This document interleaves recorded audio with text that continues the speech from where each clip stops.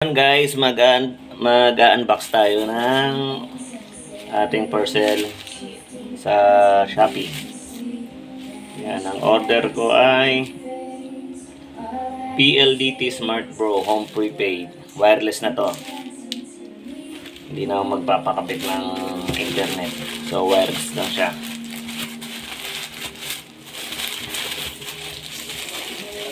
Yan. Ito yung laman nyo. Yan, legit. Legit pa, legit. Yan. Para hindi na kami nag-aagawan sa bahay ng pa-connect-connect. Hotspot. Yan. Dito na lang kami. Sabay-sabay na. Yan. So, in order ko may kasama ng SIM. Okay. Thank you po sa seller. Ito po yung SIM card niya. Ayan, SIM card. 5G. With free power 50. Calls per day. Ayan, ito po yung modem. Ayan. Works on 4G. You can use 4G data load, but 5G data won't. This device, if you have 4G, 5G, some complete. Data load.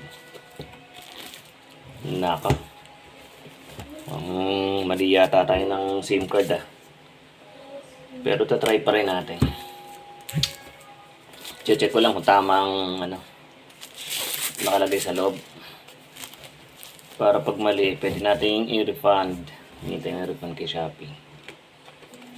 Tsaka kay seller.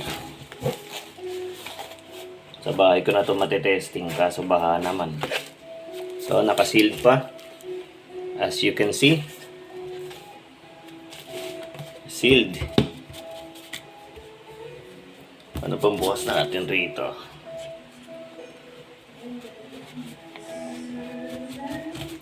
Yan. Yan. Yan, okay. Legit, okay. Ito yung modem. May mga warranty card. Yan. Tsaka manual. Ito pa. Meron din siyang kasamang yan, UTP.